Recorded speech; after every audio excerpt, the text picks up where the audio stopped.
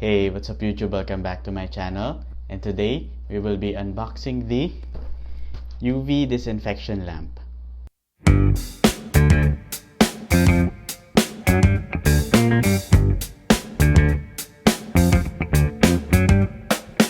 Okay, so for today's video, actually di ko siya binili. Sinend lang to sa akin to unbox here on my channel and i-review ko na rin sa inyo if anong kayang gawin na itong UV disinfection lamp na to. So, I'll put the description and who to contact if you want to purchase this one. So, link ko na lang sa baba. Okay, so first, tignan natin yung box. So, as you can see in the front, it says ultraviolet disinfection lamp. Ando dun yung itsura ng lamp. So, yan na yung itsura ng mismong UV lamp natin. And then, sa baba, nakalagay, intelligent sterilization, let you enjoy with clean life. And then, on the back, same lang. And then, on the side, some product technical information. So, item name, UV disinfection lamp. Power is 38 watts. Yung weight niya, 0.56 kilograms. Storage method, some instruction. Products are stored in dry, ventilated, non-corrosive warehouse. In case of open storage, rainproof measurement should be taken. So, on the top, ito naman yung kita. Same din, pero mas maliit lang. And then yung picture nung mismong lamp. Okay, so let's do the unboxing.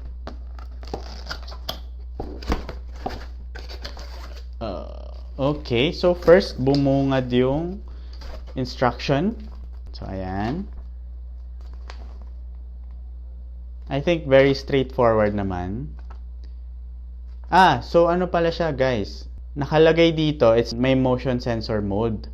So, I guess, once ginagamit na siya, pag naka-on na siya, and then may pumasok sa kwarto, or may animals na gumalaw, automatic mag-off siya. So, yun yung parang safety feature netong UV lamp na to.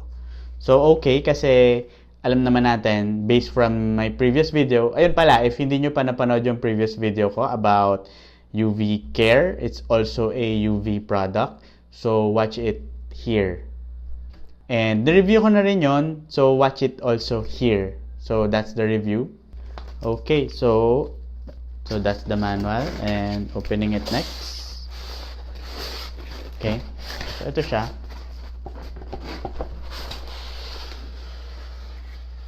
Teka, baka malaglag.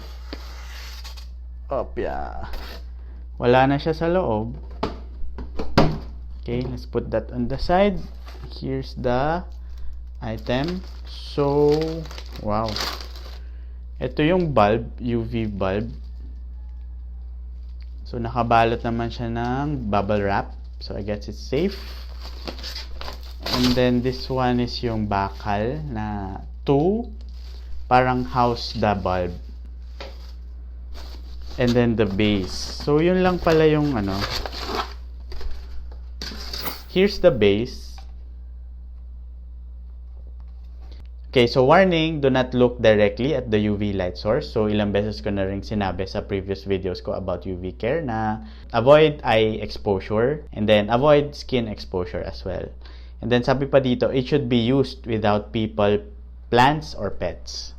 So, red light, it means 15 minutes, press the button once. Green light, it means 30 minutes, press the button twice.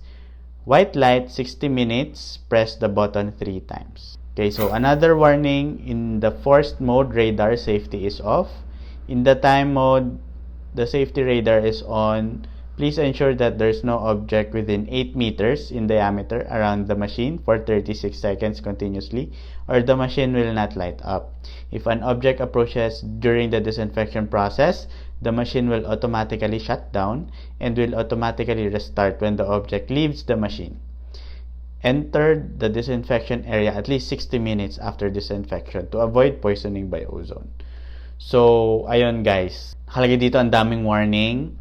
And most especially, once na ma-disinfect mo yung location or ma-disinfect mo yung room, at least 1 hour. 60 minutes or 1 hour na bawal mo na pumasok. Kasi may ozone pa yon and bawal natin siya masinghot or malanghap. Very detailed naman yung instruction. So, For this type of tech, I think we really need to understand the instruction first before using it para walang harm na mangyari sa atin. Okay, so ito yung base and then let's try to assemble it. So here's the tube or yung the UV bulb. Okay, so ito siya. And then meron siyang 4 pin like that. Then papasok mo lang siya dito, may 4 pin din sa base. So I guess it's very straightforward. Okay, that's it. And then let's put this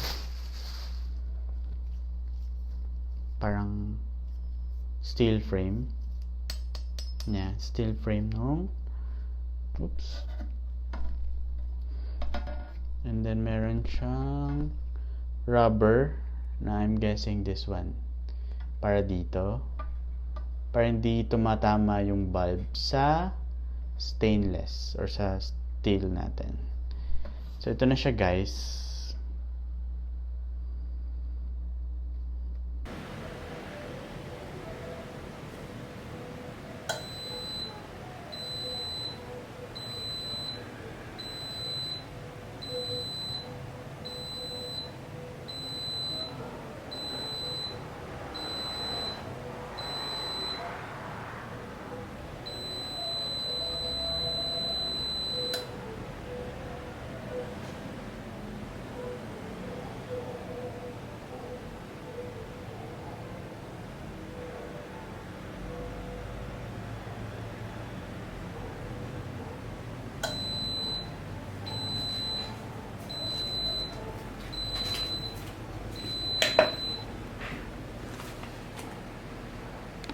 Okay, so thank you to Mr. Allan Layco for sending this product for us to unbox here on our channel and review. So hopefully nakatulong tong video na to if you guys are looking for a UV lamp. Kasi nga naman yung UV Care Pocket Sterilizer and then UV Care Germ Stick, pang items lang talaga siya. Ito, good siya for the entire room. So yun yung intended purpose na ito. Okay, so thank you guys for watching this video. If you liked it, please give it a like down below. Subscribe if you are not yet already. And smash that bell to get notified when I post new videos. So hanggang dito na lang muna uli, guys. Talk to you soon.